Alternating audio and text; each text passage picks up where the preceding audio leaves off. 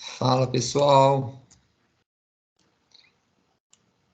Então, estamos junto aí, né? Alinhei com a professora Adriana e nós combinamos assim, como a gente não vai ter um tempo hábil para estar fazendo a resolução dessas questões IENAD pendentes de forma presencial, vou estar fazendo aqui, né? Estou fazendo aqui uma gravação para a gente fazer a resolutividade das questões que ficaram pendentes do ENAD, tá? Vou disponibilizar o link, né, para posteriormente vocês assistirem, se quiser assistir de novo, quantas vezes vocês quiserem assistir, ficarei à disposição de vocês, tá bom? Então, a gente resolveu algumas questões na aula, vou voltar aqui, ó. Fechamos a questão 9, falamos da 10, foi da portaria 344, falamos da questão 14, que foi dos critérios de Beers, que eu disponibilizei para vocês. A 18 foi dos componentes da assistência farmacêutica, que foi onde nós paramos, né? Componente básico, estratégico e especializado. A questão 19, ela fala sobre interações medicamentosas. Bom que a gente vai relembrar um pouquinho de interações medicamentosas. O enunciado da questão é o seguinte, olha.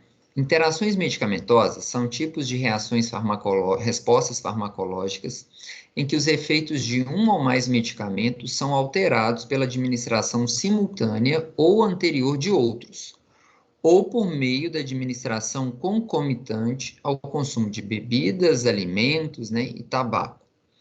As respostas decorrentes da interação podem acarretar potencialização do efeito terapêutico, redução da efetividade, aparecimento de reações adversas com diferentes graus de gravidade, ou não causar nenhuma modificação no efeito desejado. A interação pode ser benéfica, causar respostas adversas, não previstas no regime terapêutico ou apresentar pequeno significado clínico. Considerando as informações apresentadas, avalie as informações a seguir. E aí ela fala o seguinte, olha, medicamentos que possuem grande afinidade pelas proteínas plasmáticas podem agir como deslocadores quando associado com outros, aumentando a concentração sérica livre desses e acarretando manifestações clínicas nem sempre benéficas. Ou seja, ele está falando aqui da seguinte situação: se a gente tiver dois fármacos que competem pela mesma proteína plasmática, aquele que tiver maior afinidade permanecerá ligado. Aquele que tiver menor afinidade, ele se desliga da proteína plasmática. Então, medicamentos que possuem grande afinidade pelas proteínas podem agir como deslocadores quando associado com outros, aumentando a concentração sérica livre daquele que tiver menor afinidade. E isso pode acarretar manifestações clínicas nem sempre benéficas. Por quê? Porque se eu estou aumentando a concentração livre dele, a gente pode estar desencadeando um aumento da concentração plasmática do fármaco. Isso pode estar potencializando o seu efeito farmacológico e desencadeando reações adversas no paciente. Então, até aqui, tranquilo. Por exemplo, a aspirina e a fenilbutazona, quando administradas de forma concomitante com a varfarina, elevam a concentração sérica do anticoagulante e o potencial hemorrágico. Certo, a aspirina e a fenilbutazona têm mais afinidade por as proteínas plasmáticas do que a varfarina. Então, desloca a varfarina da proteína plasmática, potencializando a sua concentração sanguínea. Dessa forma, eu potencializo o efeito do anticoagulante, que é a varfarina. E isso vai desencadear no paciente, provavelmente, um quadro de hemorragia. Ele pode ter sangramento nasal, ele pode ter pigmentações vermelhas na pele, né? Sintomas aí de um quadro hemorrágico. Então, a 1 está correta. 2. A administração de medicamentos com leite é bastante controversa. O leite altera o pH gástrico e pode aumentar ou diminuir a absorção de determinados fármacos. Até aí, tranquilo. Se eu altero o pH, a gente pode alterar a absorção de alguns fármacos. Lembrando que fármacos ácidos são melhores absorvidos em pH ácido e fármacos básicos são melhores absorvidos em pH básico. Se eu mexer no pH, a gente pode interferir na absorção desses fármacos. Por exemplo, sua administração com certos antibióticos, como a tetraciclina, é favorável, pois o leite aumenta a absorção do antibiótico. Nananina não, errado. A tetraciclina, ela tem muita afinidade por cátions. E no leite tem muito cálcio. Não é uma interferência direta por alteração de pH, mas é por uma formação de um quelato. A gente vai ter uma complexação ou uma quelação. Tetraciclina vai quelar com o cálcio do leite, formando uma molécula nova, uma molécula que não vai ser absorvida. Então, pelo contrário, associar tetraciclina com leite diminui a absorção, diminui a efetividade. Não só a questão do leite, tá, pessoal? Se tiver cátion, cálcio, magnésio, ferro, alumínio. Então, cuidado com a tetraciclina, com antiácidos, com suplementos vitamínicos que têm cátion. E não é só com a tetraciclina que acontece esses complexos, como antibiótico. A gente também tem que ter uma atenção com as quinolonas. Então, norfloxacino, ciprofloxacino, levofloxacino também tem alta probabilidade de formar quelatos com cátions. Então, não devem ser utilizados também nem com leite, nem com antiácidos ou suplementos vitamínicos que tenham minerais, que tenham cátions na sua composição. Então, a 2 está errado. 3. Sinergismo é um tipo de resposta farmacológica obtida a partir da associação de 2 ou mais medicamentos, em que a ação resultante é maior do que a soma dos efeitos isolados de cada um delas. Certinho. Se um efeito sinérgico, se eu uso 2 só separados, eles têm um efeito. Se eu uso os 2 juntos, eu crio um sinergismo. A gente potencializa o efeito farmacológico. Um exemplo cinético benéfico é a associação da levodopa com a carbidopa, que são 2 fármacos que são utilizados no tratamento do parkinsonismo, do mal de Parkinson. A levodopa, ela entra liberando dopamina e a carbidopa é uma inibidora de uma enzima que degrada a dopamina, a dopa-descarboxilase. Quando eu associo os 2, a gente produz um efeito sinérgico. Associo sulfametoxazol e trimetoprim, associação de 2 substâncias para produzir um efeito sinérgico. Associação da amoxicilina mais o ácido clavulânico, efeito sinérgico. Certinho. E a 4. No antagonismo, a resposta farmacológica de um medicamento é suprimida ou reduzida na presença de outro, muitas vezes pela competição desses pelo mesmo local no receptor. Por exemplo, um tipo de interação que pode gerar uma resposta benéfica é a utilização de varfarina com alimentos ricos em vitamina K. O antagonismo é uma resposta farmacológica onde um medicamento é suprimido ou reduzido na presença de outro. Ok, muitas vezes competindo pelo mesmo receptor, adrenalina e propanolol, os 2 competindo pelos mesmos receptores lá no coração, os receptores beta-1. A adrenalina é um agonista e o propanolol um antagonista. Até aí, tranquilo. Agora, esse exemplo está errado, porque a varfarina, né, ela é um fármaco anticoagulante. E a vitamina K é uma substância coagulante. Um inibe a coagulação, outro favorece a coagulação. A interação entre os 2 vai ser uma interação antagônica e não uma resposta benéfica. Se eu interagir varfarina com vitamina K, um vai inibir o efeito do outro. Então, essa interação não vai gerar uma resposta benéfica, mas uma resposta maléfica para o paciente. Então, essa 4 está errada. Diante disso, Nós temos como opções corretas apenas A1 e A3. Seguindo o nosso gabarito, 1 e 3, letra B. Ok? Então, essa é a número 19. A questão de número 20, ela faz uma associação entre assistência farmacêutica, a dispensação e a prescrição de medicamentos. Como que a gente, enquanto farmacêutico, pode lidar nessa situação de dispensar e prescrever medicamentos? Vamos lá. Dentre os distintos serviços farmacêuticos que integram as ações a serem desenvolvidas em uma farmácia comunitária, com vistas ao cuidado do paciente, da sua família e da comunidade, encontra-se a dispensação de medicamentos.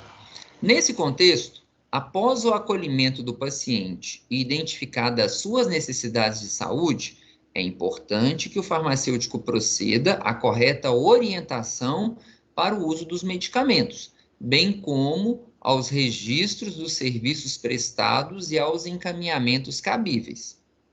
Uma informação do Conselho Federal de Farmácia. Considere que uma mulher aposentada de 68 anos de idade foi a um estabelecimento farmacêutico para comprar um antitussígeno porque ela estava apresentando uma tosse seca à noite. Após acolhimento inicial e entrevista para conhecer o histórico de saúde dessa paciente e os medicamentos em uso, ela relatou para o farmacêutico que está fazendo uso do captopril de 25 miligramas 2 vezes ao dia. Ela tomou atenolol de 50 miligramas 2 vezes ao dia. E ela faz uso da simvastatina de 20 miligramas 1 vez ao dia, após um recente diagnóstico de hipertensão arterial e dislipidemia. Então, ela está fazendo uso de 2 antihipertensivos e um dislipêmico, e tem relatado ao farmacêutico que está sentindo muita tosse à noite e ela está querendo fazer a compra de um antitussígeno. Considerando a conduta correta a ser seguida pelo farmacêutico, ao realizar a dispensação de medicamentos em uma farmácia comunitária, avalie as afirmações a seguir. 1. O farmacêutico deve efetuar a dispensação de desloratadina devido à suspeita de tosse alérgica e entregar à paciente receita contendo orientação de uso de um comprimido de 5 miligramas à noite durante 7 dias, com retorno para avaliação em 10 dias. Primeiro, nós já sabemos que esse nosso amiguinho aqui, o captopril, ele é um inibidor da enzima conversora de angiotensina. Dessa forma, ele inibe a produção da angiotensina 2, que é um potente vasoconstritor. Se não tem angiotensina 2, a gente não vai ter vasoconstrição, pelo contrário, a gente tem uma vasodilatação, a gente diminui a resistência vascular periférica, a gente diminui a pressão arterial. Então, um medicamento vai ser utilizado como antihipertensivo. Mas, a mesma enzima que o captopril está inibindo, a ECA, para diminuir a produção da angiotensina 2, ela também interfere na metabolização de uma outra substância que é vasodilatadora, que é a bradicinina. O captopril, ele inibe a degradação da bradicinina, que é vasodilatadora. Perfeito, vai diminuir mais ainda a resistência vascular periférica, vai diminuir mais a pressão arterial do paciente. Só que a bradicinina é uma substância alergênica. E o acúmulo dessa bradicinina no corpo da nossa paciente, que tem 68 anos de idade, está desencadeando nela um quadro de tosse seca à noite. O vilão da história é o captopril. Não adianta a gente passar para essa paciente um antialérgico. Ela vai tomar um antialérgico, a tosse dela vai desaparecer. Se eu oriento para usar durante 7 dias ela não vai tossir. Mas na hora que chegar no 8º dia, ela volta a tossir de novo. O que muitas vezes o paciente vai fazer? Vai voltar a tomar o xarope de desloratadina. E o problema está no captopril. Então, não é a nossa melhor opção. 2. Informar a paciente sobre o benefício de um antitussígeno e redigir o encaminhamento ao médico para solicitar uma receita médica, para posteriormente proceder à dispensação de um xarope à base de codeína, tendo em vista ser um medicamento de controle especial. O mesmo processo. O que vai diferenciar essa A1 da A2 é que aqui a gente está falando de um antihistamínico de segunda geração. A codeína, ela é um fármaco analgésico opioide, mas ela tem um efeito antitussígenico importante. Então, no 2, o que o farmacêutico está fazendo? Olha, você vai precisar de um antitussígeno, mas você vai precisar de uma codeína. E codeína não tem como eu te vender, você vai ter que ir no seu médico e pegar uma receita de codeína. Também não vai resolver o problema. Porque enquanto o paciente estiver fazendo uso de codeína, ela não vai tossir. Mas se ela parar de usar a codeína e continuar com o captopril, ela vai continuar seu quadro de tosse. Então, não é a nossa conduta correta. 3. Redigir o encaminhamento ao médico para reavaliação de medicamentos da classe dos inibidores da enzima conversora de angiotensina. E aí é qualquer um da classe. É o captopril, enalapril, lisinopril, monopril, ramipril, fosinopril, qualquer prilato que tiver na classe. Devido à suspeita de PRM, né, problema de segurança, relacionado à farmacoterapia. Certíssimo. A proposta, se a gente quisesse ir além dessa questão, na nossa carta de encaminhamento, é propor para o médico a substituição de um inibidor da ECA, do captopril, por um bloqueador dos receptores de angiotensina, por um BRA, que, por exemplo, poderia ser um losartan. Essa substituição, a gente iria diminuir esse acúmulo de bradicinina, já que a ECA estaria liberada para fazer o seu papel, e a gente conseguiria controlar a hipertensão do paciente. Então, está correta apenas o que se afirma em 3. Letra B. Beleza? Tranquilo. Então, uma questão aí de dispensação, prescrição e até de farmácia clínica.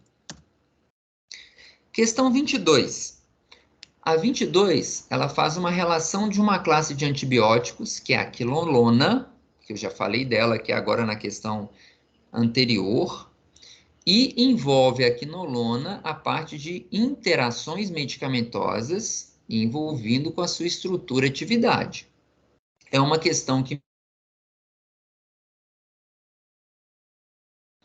eu vou apresentar um pouco essa questão porque eu tenho um cuidado, né, quando eu estou dando as aulas de farmacologia, principalmente quando eu falo de antibióticos, eu gosto de apresentar a estrutura da molécula química, para a gente correlacionar um pouco essa questão da estrutura-atividade. Então, pedindo liberdade aí, né, professora Adriana, que é da QF, mas eu gostaria de estar apresentando e elucidando essa questão de número 22. Ela fala o seguinte: uma mulher de 25 anos de idade procurou atendimento ambulatorial queixando-se de urina turva e fétida, e sensação de urgência e ardência a urinar. Não relatou febre. Anteriormente, havia apresentado 2 episódios de infecção urinária, no intervalo de 5 meses, que foram tratados com uma quinolona, o norfloxacino, de 400 mg, um comprimido de 12 em 12 horas durante 7 dias, protocolo de uso do norfloxacino. Ela também relatou que durante o último tratamento sentiu desconforto estomacal após ingerir o medicamento e que ela utilizava, para minimizar esse desconforto estomacal, antiácidos. O médico prescreveu novamente norfloxacino de 400 mg de 12 em 12 horas, mas agora durante 10 dias. O norfloxacino é um antibiótico de largo espectro e é efetivo contra micro-organismos gram-positivos e gram-negativos, e é indicado para infecções complicadas e não complicadas do trato urinário. A estrutura química está representada na figura a seguir. Então, aqui, a molécula do norfloxacino, né, de uma quinolona. Relembrando o conceito que eu ministrei para vocês quando nós estudamos as quinolonas. Então, olha aqui a molécula química da quinolona, aqui representada, 2 anéis, né? Como a carbonila, ela tem aqui um ácido carboxílico, ela tem um flúor nesse carbono de número 6, né? Que a gente chama isso aqui de fluorquinolonas, potencializando o efeito do fármaco. E essa molécula tem que ter uma base clássica dela. Se a gente interferir nessa estrutura dessa base, a gente perde a ação da quinolona. As quinolonas são fármacos que vão estar inibindo 2 enzimas bacterianas, a topoisomerase 4 e a DNA girase. E essas enzimas, elas são muito importantes na duplicação do DNA. Então, as quinolonas são fármacos que inibem a duplicação do DNA, porque elas se assemelham muito com base nitrogenada. Se eu mexer nessa base da molécula da quinolona, a gente perde a sua eficácia. E é isso que a questão propõe para a gente poder discutir. Então, relembrando, essa estrutura aqui da quinolona, com esse ácido carboxílico e essa carbonila, ela é muito semelhante a uma base púrica, uma base nitrogenada. E isso faz com que essa estrutura, né, esse que a gente chama de anel pirimidônico, interaja com essas enzimas que estão duplicando o DNA bacteriano. Porque a enzima não vai saber o que é uma base nitrogenada, uma adenina, e não vai saber o que é uma quinolona. Então, ela vai incorporar a quinolona em vez de incorporar uma base nitrogenada. E aí a gente bloqueia o processo de duplicação celular. Então, essa estrutura é muito importante para a gente interagir com a enzima-alvo. Se eu mexer nessa estrutura, a gente perde essa característica de semelhança com essa base púrica. E aí a gente não vai ter o efeito farmacológico da quinolona. Outro ponto. Essa região superior, então isso aqui eu estou falando, tudo é semelhante a uma base nitrogenada. Mas se eu pegar só esse pedacinho aqui de cima, dessa estrutura da quinolona, ela é chamada de região quelatogênica. Por quê? É uma região que pode formar quelatos complexos, assim como a gente viu agora há pouco as tetraciclinas. Então, essa região em contato com metais, cálcio, magnésio, alumínio, ferro, cobalto, selênio, vai formar complexo. E se vai formar complexo, a gente vai diminuir a absorção da quinolona. Então, essa região a gente chama de região quelatogênica. Muito cuidado com antiácidos inorgânicos e principalmente suplementos minerais. Em sala de aula, eu falei para vocês lá na FISFAR, falei, galera, cuidado, porque o indivíduo chega com uma receita de norfloxacino, de ciprofloxacino numa farmácia, e vem um balconista e fala assim, nossa, se você está tendo infecção, vale a pena também você levar uma vitamina, leva um complexo vitamínico que vai te ajudar a fortalecer seu sistema imune. Esse complexo vitamínico com a quinolona mata a quinolona, porque vai formar quelato e a gente vai diminuir a absorção desses fármacos. Então, essa região é a quelatogênica. E por último, essa região, o R6, ligado a esse carbono 6, é extremamente importante para a gente aumentar a atividade das quinolonas.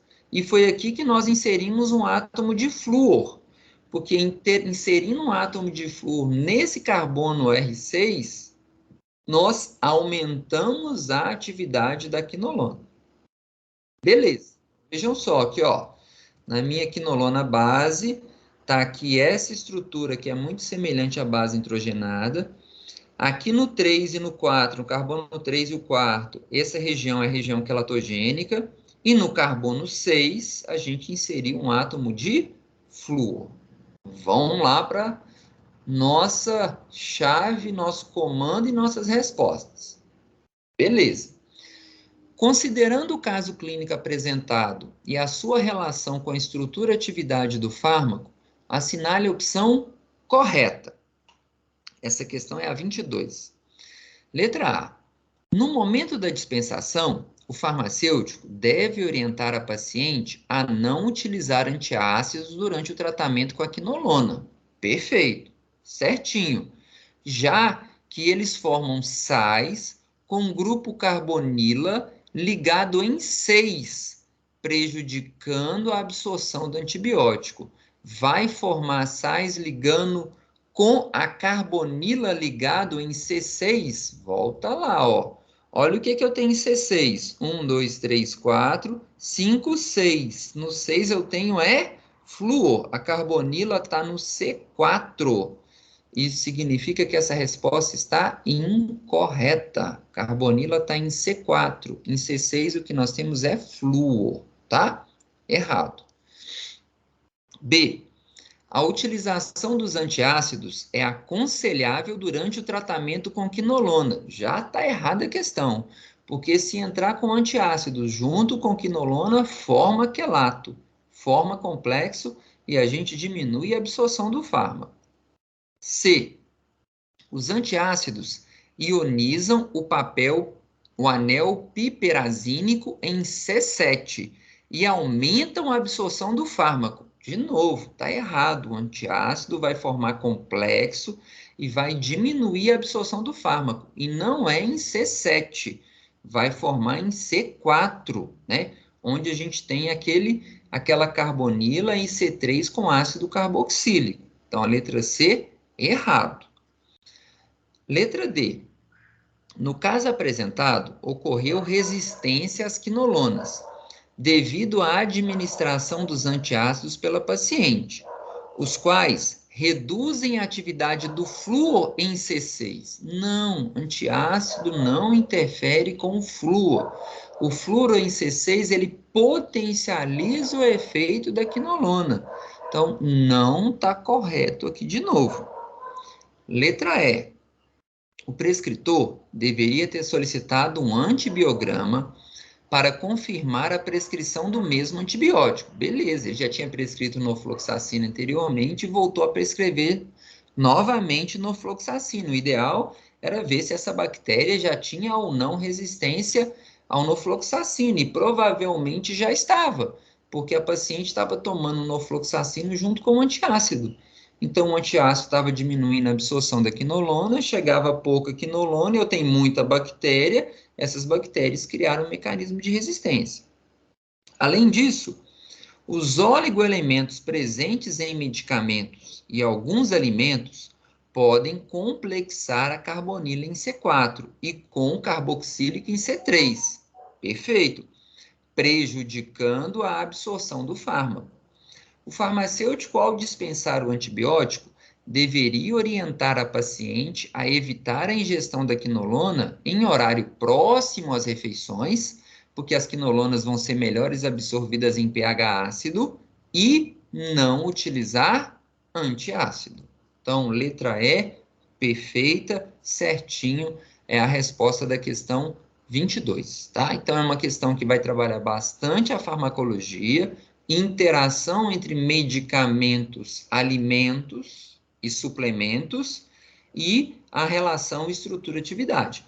Mas eu estou apresentando ela porque eu tenho muita tranquilidade, porque se vocês forem olhar os meus slides anteriores, quem guardou os meus slides, vai ver que eu expliquei essa relação de estrutura-atividade para vocês, né? Olha lá, hein? Aquilo que a gente está dando em sala de aula, olha como é que essas questões cobram nas provas que vocês vão fazer lá na frente, seja no ENAD, concurso público e etc. Tá bom? Então, essa é a 22. Questão 24. A 24, ela faz uma correlação entre farmácia clínica e segurança do paciente, né? Qual que é o nosso papel enquanto farmacêutico, trabalhando farmácia clínica e trabalhando a segurança do paciente? Vamos lá. A meta do terceiro desafio global de segurança do paciente, promovido pela OMS, com o tema Medicação sem danos, é reduzir em 50% os danos graves e evitáveis relacionados a medicamentos ao longo dos próximos 5 anos. a partir do desenvolvimento de sistemas de saúde mais seguros e eficientes em cada etapa do processo de medicação: prescrição, distribuição, administração, monitoramento e utilização.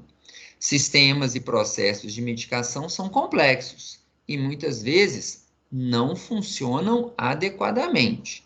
Isso foi uma matéria aí publicada pelo Instituto de Segurança Médico do Paciente, o ISMP. Vem o nosso comando. São serviços farmacêuticos direcionados ao indivíduo, à família e à comunidade, com potencial para aumentar a efetividade dos tratamentos, reduzir o adoecimento e a morte relacionada ao uso de medicamentos e reduzir os custos assistenciais. 1. A conciliação de medicamentos para avaliar discrepância nas prescrições entre diferentes níveis do cuidado. Tá certo? É importante a gente olhar todas as prescrições dos pacientes. Pode ser que o paciente está sendo atendido por 2 ou 3 médicos diferentes. Pode ser que o paciente tem prescrição vindo da unidade básica de saúde e prescrição que ele recebeu do hospital. É importante fazermos essa conciliação medicamentosa, para a gente verificar se existe discrepância, alterações, erros, duplicidade, interação medicamentosa entre as prescrições nos diferentes níveis de cuidado. Então, a 1 está certo. 2. A revisão da farmacoterapia, com foco na adesão ao tratamento medicamentoso. É importante revisar os medicamentos que o paciente utiliza, verificar receita por receita, medicamento por medicamento, para verificar se o paciente está aderindo ao tratamento. Pode ser que ele não tenha uma adesão de forma voluntária, ele vira e fala, ah, não, esse remédio eu não tomo não, porque esse remédio me dá muita dor de estômago, esse remédio me dá dor de cabeça, ah, esse medicamento aqui que o doutor me passou não está falando de nada, estou sentindo nenhuma diferença. Isso a gente chama de falta de adesão voluntária. Mas também a gente pode ter uma falha na adesão de forma involuntária. É o paciente que esquece de tomar pela manhã, aí ele vai lembrar só na hora do almoço, aí como já passou muito tempo, ele fala, ah, não, já passou muito tempo, eu não vou tomar de novo. Ou é aquele que tem que tomar a simvastatina à noite na hora de dormir, e ele só vai lembrar que não tomou simvastatina no outro dia pela manhã. Aí ele fala, nossa, mas era para tomar à noite, agora de manhã eu não posso tomar. Então, fazer a revisão da farmacoterapia é importante para a gente ter um foco na adesão ao tratamento medicamentoso. De nada adianta o médico prescrever bem, o farmacêutico dispensar bem e o paciente não usar o medicamento de forma correta, seja de forma intencional ou não intencional. Então, a 2 está certo. 3. O rastreamento em saúde para o diagnóstico de doenças raras e início do tratamento baseado em protocolos clínicos. Isso não é serviço farmacêutico. São serviços farmacêuticos. O rastreamento em saúde para diagnosticar doenças raras. Primeiro, farmacêutico não diagnostica doenças. Não é esse o nosso propósito. O nosso propósito está aqui, ó, no 1 e no 2, conciliação medicamentosa, revisão de farmacoterapia, avaliar inefetividade, adesão ao tratamento, avaliar PRMs, né, se o paciente está tendo insegurança com o tratamento, mas não é nossa função fazer diagnóstico, principalmente diagnóstico de doenças raras. Quem somos nós, né, para fazermos isso? Não somos preparados para isso. Então, nós não fazemos diagnóstico de doenças raras. Então, mesmo assim, se a gente não faz diagnóstico, a gente não vai iniciar tratamento de doenças raras. Ah, eu vou pedir para vocês escreverem ali um medicamento para o paciente que está com uma esclerose lateral amiotrófica. Não fomos preparados para isso. Beleza? Então, a 3 está errada. Então, está correto somente a 1 e a 2. Essa é a letra D. Questão 32. A 32 é uma questão que correlaciona duas doenças crônicas, diabetes e asma, e do outro lado, os fármacos utilizados. Então, eles compara diabetes e asma com corticosteroides, com a adesão terapêutica, mais uma vez falando de adesão, e automedicação. Esse é um tema, pessoal, que vai bater vocês em concurso e no ENAD, né? Escreve o que eu estou falando. Sempre vai ter questão de doenças crônicas, ou hipertensão, diabetes ou asma, e sempre vai bater, recorrelacionar essas doenças com a atuação do farmacêutico na farmácia clínica. Adesão terapêutica, automedicação, interação medicamentosa, né? Reações adversas. Beleza, então vamos lá. Um paciente de 54 anos de idade dá entrada em serviço de emergência com dispneia intensa e sibilos, uma falta de ar. Durante a anamnese, a paciente relata que apresenta diabetes mellitus do tipo 2 e asma. Então, ela deu entrada e falou que era diabética do tipo 2 e tinha asma, com histórico já de internações com broncoespasmos. Faz uso contínuo de insulina NPH e de metformina. Então, ela tem diabetes do tipo 2, mas ela já usa metformina e só a metformina já não é suficiente. Ela também tem que fazer uso de uma insulina de ação intermediária, uma NPH. A crise de asma vem sendo tratadas com salbutamol, né? O salbutamol, que é um broncodilatador. Ele é um agonista beta-2 adrenérgico, vai estar relaxando a musculatura lisa dos brônquios. Utiliza o salbutamol de forma inalatória até 8 vezes ao dia. E faz automedicação com prednisolona, um corticoide, por via oral já tem 1 mês. Relata também que, apesar de ter sido prescrito um dispositivo inalatório contendo formoterol, associado à budesonida para uso contínuo, não tem utilizado por falta de acesso, por dificuldade de acesso. Ou seja, ela precisa também estar fazendo uso de um broncodilatador de uso prolongado, o formoterol, associado com corticosteroide de uso inalatório. E ela não está utilizando esse corticoide de uso inalatório, nem esse broncodilatador de uso prolongado, porque ela está tendo dificuldade de acesso. Ou porque não está faltando no posto de saúde, né? Ou ela não conseguiu na Secretaria de Saúde na cidade dela, ou ela não tem dinheiro para comprar na drogaria privada. Os dados da avaliação inicial mostraram pressão arterial 14/9, frequência cardíaca de 120 batimentos por minuto, uma saturação de oxigênio de 90% e uma glicemia muito elevada, 320 miligramas por decilitro de sangue. Após estabilização do seu quadro, a paciente recebeu alta e foi orientada a procurar uma unidade básica de saúde a fim de realizar um acompanhamento farmacoterapêutico adequado. Perguntas.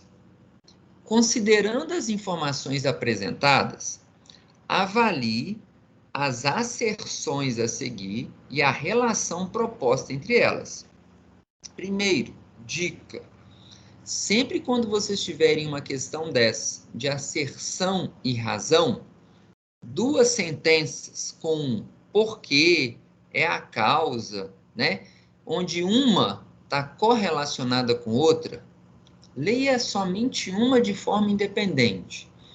E veja se ela está verdadeira ou falsa. Não preocupe em fazer a leitura toda dela. Então vejam primeiro. 1.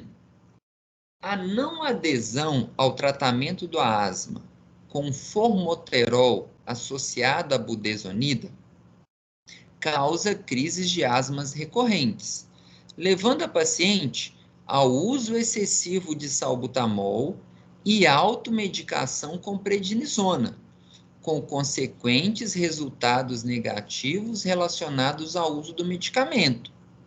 Tá certo? A asma é uma doença crônica inflamatória. Se ela é uma doença inflamatória crônica, o paciente vai precisar fazer uso de um broncodilatador em situações de broncoconstrição, mas ela precisa fazer uso de um corticosteroide de uso inalatório de forma continuada, que é o caso dessa paciente, que deveria estar utilizando uma budesonida e não está usando porque ela tem uma dificuldade de acesso.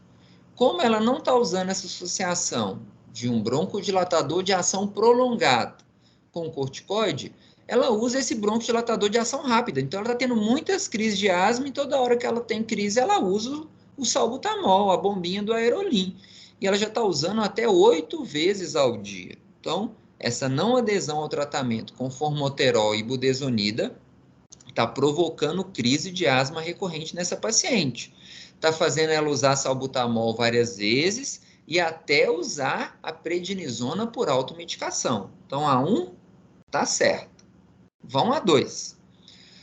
O uso prolongado de prednisona é um importante interferente sobre os níveis glicêmicos, estando associado à hiperglicemia, bem como o uso excessivo do salbutamol leva à dessensibilização dos receptores, com consequente perda do seu efeito, taquifilaxia. Certo ou errado? Tá certo. O uso prolongado de prednisona vai aumentar os níveis glicêmicos. Por quê? Porque a prednisona é um corticosteroide. Ela é derivada do cortisol. O cortisol é o nosso hormônio do estresse. O cortisol prepara o nosso organismo para gastar energia. E qual que é a nossa principal fonte de energia no nosso organismo? Glicose. Então, o cortisol, quando é secretado pela glândula adrenal no sangue, ele vai estimular o aumento de glicose, degradar glicogênio e produzir glicose. Então, o cortisol aumenta os níveis glicêmicos. Se o paciente está fazendo uso de um corticosteroide, como a prednisona, que é um análogo do cortisol, esse corticoide vai aumentar os níveis glicêmicos. E por isso essa paciente está tendo um quadro de uma hiperglicemia, onde os seus níveis de glicose estão chegando a 320 miligramas por decilitro. Tá certo.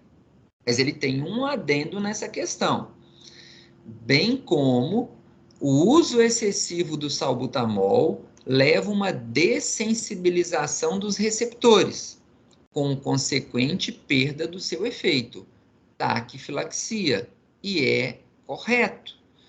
Quanto mais o indivíduo usa esse salbutamol, mais ele dessensibiliza os receptores beta-2 nos brônquios. E se eu estou gerando uma dessensibilização, o paciente, para ter o mesmo efeito, ele tem que aumentar a dose. Se ele usa a mesma dose, ele vai sentir uma perda do efeito, que é a taquifilaxia. Ou seja, a nossa paciente já está usando 8 vezes por dia de salbutamol. A proposta do médico é, tem que entrar com broncodilatador de ação prolongada, como é o caso do formoterol, para a gente diminuir essa dessensibilização dos receptores. Então, a 2 também está certa. Agora, uma questão está correlacionada à outra? Sim, porque na questão anterior já está falando que a paciente está fazendo uso de automedicação com prednisona. Beleza. A 2 está falando de prednisona. Então, tem prednisona em cima, tem prednisona embaixo.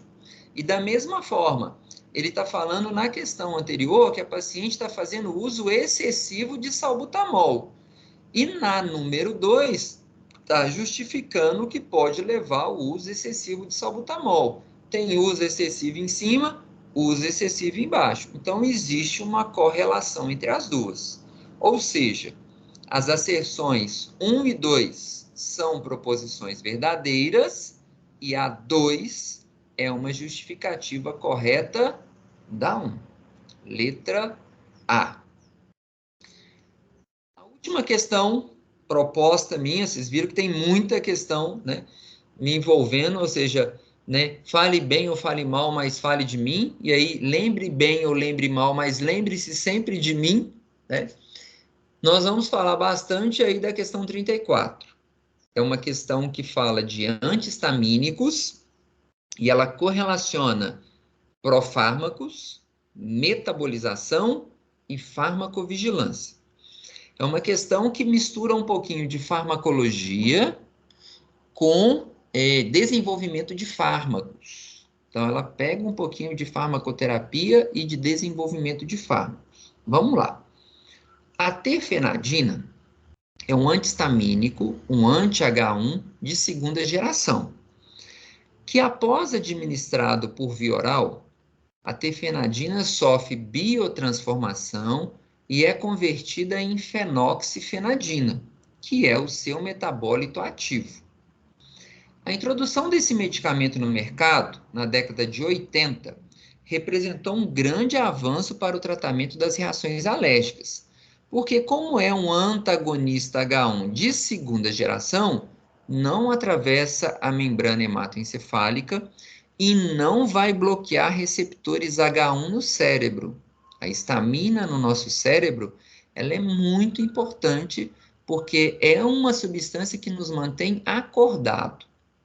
A gente secreta a histamina à noite e a gente aciona o nosso botão ON. A histamina nos mantém acordado. O GABA desliga esse nosso interruptor, colocando na posição OFF. Então, histamina e GABA trabalham no sistema nervoso central de formas contrárias. Beleza. Então, esses antagonistas H1 de segunda geração não atravessam a barreira hematoencefálica, não vão deslocar a histamina dos seus receptores H1 no cérebro, ou seja, o indivíduo não vai desligar.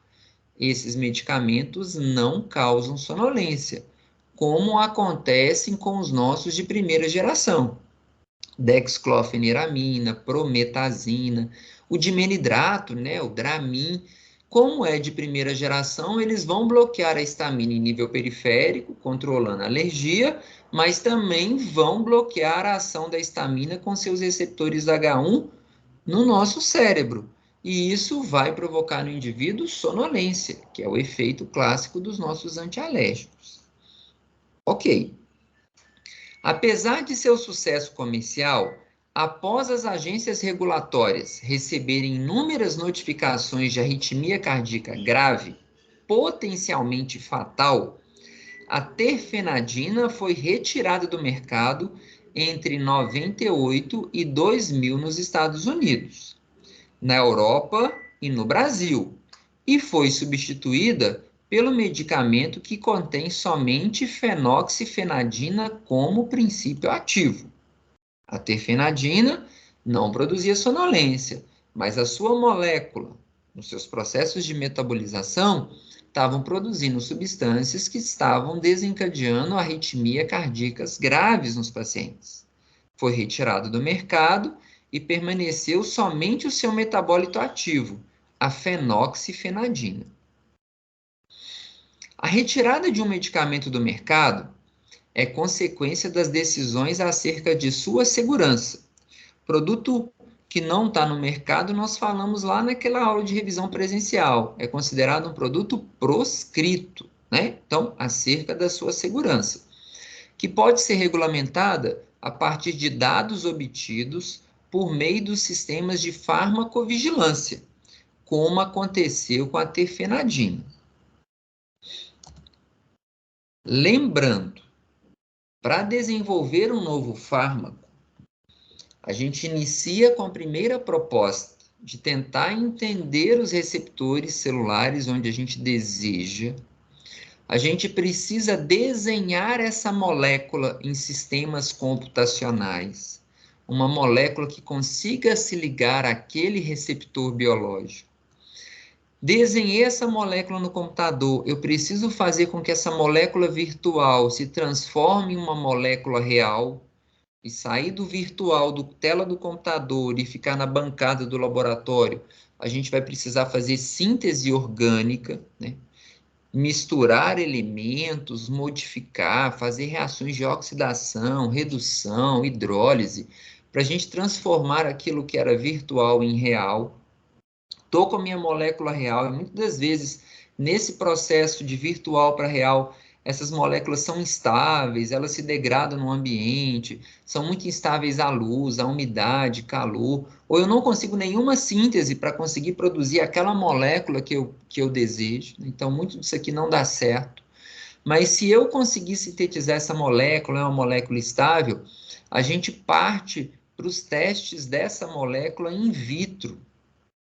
E a gente vai fazer testes em animais.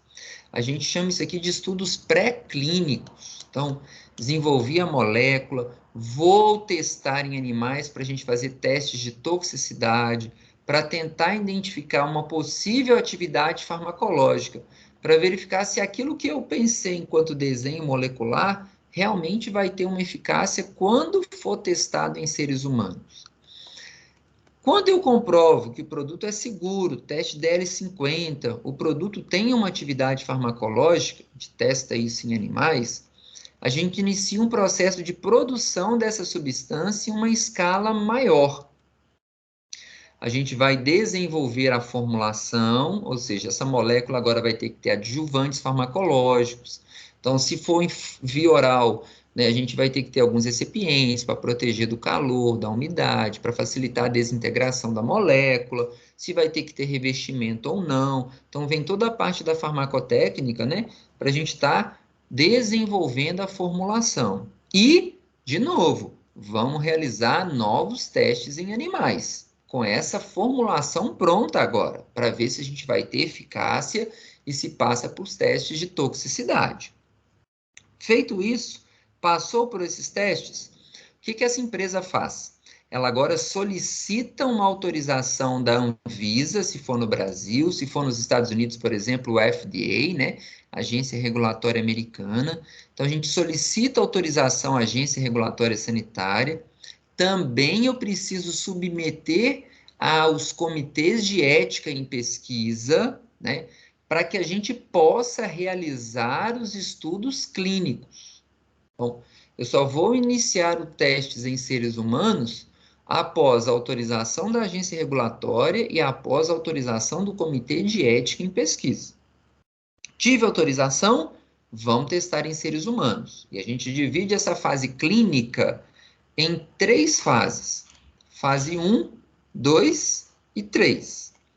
Na fase 1, a gente vai fazer um ensaio com um pequeno grupo de voluntários. Voluntários que são saudáveis, que não têm nenhuma doença.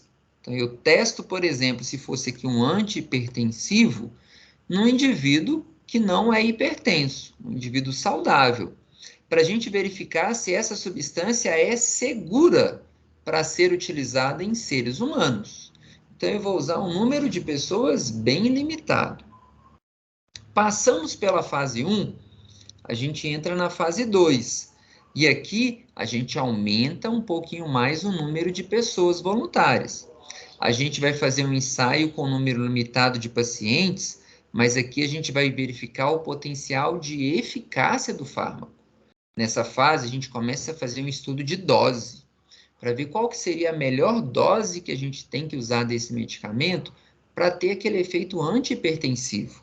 A gente avaliar o potencial de eficácia. Passado pela fase 2, a gente entra na fase 3. E a fase 3 é a maior fase que a gente tem nas fases de pesquisa clínica. Porque nessa fase 3, nós vamos verificar a eficácia e a segurança em uma amostra de pacientes muito maior. Aqui nós vamos fazer estudos de meta-análise, estudos randomizados, fazer testes em grandes hospitais, por exemplo, um número grande de pacientes, em vários países ao mesmo tempo. A gente vai colocar paciente usando medicamento, paciente usando placebo. Depois a gente troca. Quem estava usando placebo usa medicamento, quem usava medicamento usa placebo. Testa o medicamento A, compara com o medicamento B. Então, a gente vai fazer testes aqui para a gente estar avaliando a eficácia e segurança desses fármacos num grupo maior. Mas a gente faz na fase 2 aqui, fase 3, utilizando pacientes que têm aquela doença em teste que nós queremos, tá? Então, só vou pegar pacientes que são hipertensos para testar esse nosso medicamento. Passados os testes de fase 3, essa empresa vai solicitar o registro do medicamento na agência regulatória sanitária. No nosso caso, a Anvisa. Então, mando toda a documentação de todas as pesquisas, autorização do comitê de ética, isso tudo vai para a Anvisa. Setor específico da Anvisa de assuntos regulatórios, né, e de registro de medicamentos, pega aquela documentação, analisa a documentação e pode aprovar ou não. Se não for aprovado, ela justifica porque não foi aprovado e a empresa talvez vai ter que refazer os testes clínicos. Mas se for aprovado, a Anvisa autoriza a comercialização desse produto. O produto recebe o número do Ministério da Saúde, pode ser produzido em larga escala, pode ser comercializado para as distribuidoras, farmácias e drogarias. E isso vai chegar no ponto de venda para aquele cliente, para o consumidor. Só que quando isso chega no público em geral, e aí eu estou falando da população brasileira inteira, ou de toda a América Latina, ou de toda a América, ou do mundo inteiro, esse medicamento vai ser utilizado por pessoas com características que não eram de pessoas que participavam dessas fases clínicas. Talvez se eu estou testando aqui um antihipertensivo, eu só testei em pessoas que eram hipertensas. Mas quando ele vai ser usado por muita gente, pode ser que ele vai ser usado por alguém que é hipertenso, diabético, que tem asma, que é obeso, que é magro, que é índio, que é negro. Existem as particularidades. Isso pode predispor o aparecimento de novas reações adversas. Porque durante esses estudos clínicos de fase 1, 2 e 3, a gente já identifica algumas reações adversas. E essas reações adversas identificadas nessas fases, a Anvisa pede, insira tudo na bula do medicamento. Aquilo que a gente identificou vai para a bula inicial. Mas outras reações adversas podem surgir após a aprovação do produto, porque esse produto vai passar a ser utilizado por um público muito maior. E aí vem o estudo de fase 4. Esse estudo clínico de fase 4 é o estudo de pós-comercialização. E o que a gente faz na fase 4? Farmacovigilância. É a fase onde nós vamos identificar e acompanhar novas reações adversas desses medicamentos que não foram identificadas durante os seus estudos clínicos iniciais. E essas novas reações adversas podem ser reações adversas leves, onde a gente notifica para a Anvisa aquela reação adversa e ela pode notificar a indústria farmacêutica para inserir na bula do produto, mas pode chegar casos de reações adversas graves e pode levar a Anvisa até a proibir esse medicamento no mercado farmacêutico, tá? Então, estudos pré-clínicos, estudos clínicos. A gente está falando aqui de etapas de um desenvolvimento de um novo fármaco, tá? Então, fugi um pouquinho da farmacologia, mas a gente entra um pouquinho aí no início da química farmacêutica e da tecnologia farmacêutica, falando do desenvolvimento de fármacos. Aí vem a nossa questão. Considerando as informações apresentadas, avalie as informações a seguir. 1. As etapas envolvidas na pré-comercialização de um novo medicamento inclui testes clínicos realizados com grande quantidade de voluntários. Estudo pós-comercialização são essenciais para a gente detectar reações adversas, principalmente aquelas raras e de detecção tardia. Tá certo? A gente tem testes clínicos, a gente realiza com grande quantidade de voluntários, juntando fase 1, 2 e 3, e os estudos de pós-comercialização, que nós estamos chamando de fase 4, são essenciais para a gente detectar reações adversas, principalmente raras, que pode acontecer em pessoas isoladas, ou aquelas que só vão aparecer usando o medicamento por muito tempo. Detecção tardia. Então, a 1 está certo. 2. O sistema de notificação de eventos adversos a medicamentos, a gente tem um sistema da Anvisa que é chamado de NotiVisa, né? Notificação de eventos adversos, recebe informações acerca de eventos adversos, abrangendo as reações adversas, inefetividade terapêutica e suspeitas de interação medicamentosa, certo? Então, o paciente me relata uma reação que não está na bula, o paciente me relata que o medicamento não está sendo efetivo, a gente identifica uma interação medicamentosa que não estava relatada na bula do produto, a gente pode estar notificando isso para a vigilância sanitária. Tá certo. 3. Os eventos adversos de menor intensidade e já descritos nas bulas dos medicamentos com mais tempo no mercado são a prioridade para notificação, uma vez que essas informações não são rotineiramente coletadas durante os estudos de pré-comercialização. Errado, né? Nessa fase pré-comercialização, o que a gente vai ter são esses eventos adversos de menor intensidade. E foi o que eu disse, a Anvisa obriga a indústria a inserir essas reações adversas nessa fase pré-clínica na bula do produto. E a gente vai dar prioridade para notificar isso aqui, ó, suspeitas de doenças, reações adversas raras e de detecção tardia. Então, a 3 está errado. 4.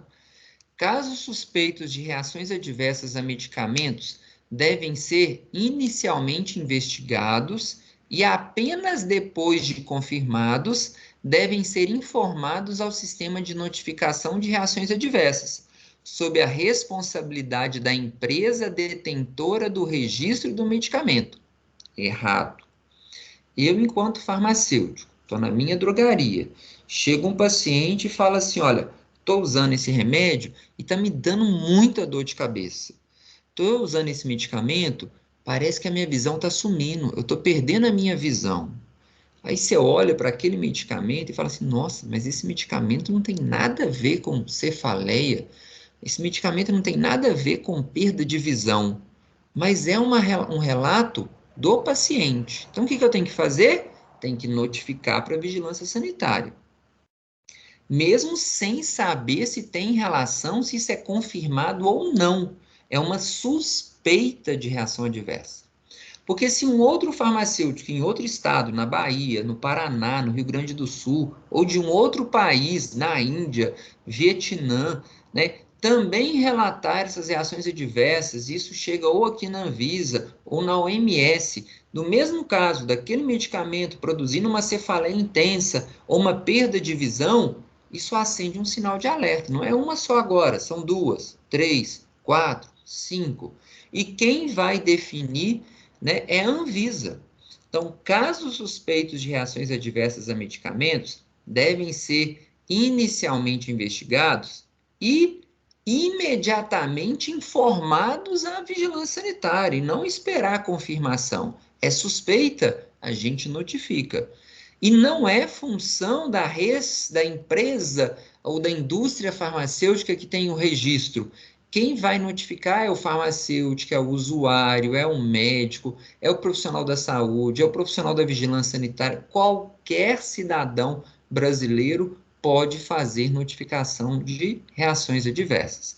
Está lá no sistema Notivisa, acesse o site do Ministério da Saúde ou Anvisa, e lá você tem a opção de Notivisa, notificação de reações adversas. Faz o seu cadastro, login, senha, e você já pode começar a fazer reações adversas ao medicamento. Então, a 34 está certa somente a 1 e a 2. Letra A. Beleza, pessoal. Então, essas foram as minhas questões, né, que caíram aí no ENAD na última prova que vocês fizeram, tá bom? Desejo vocês aí bons estudos, né? E nos vemos, estaremos juntos novamente nas próximas oficinas do ENAD aí, tentando ajudá-los e prepará-los, né, para o grande desafio, acho que, da carreira de vocês, né? Se vocês pensaram assim, cheguei no 10º e estou tranquilo. Não, o 19º tem TCC, tem prova final, tem estágio final e, para a sorte de vocês, também tem ENAD. Um abraço para todos aí, tá? Fiquem com Deus. Tchau, tchau.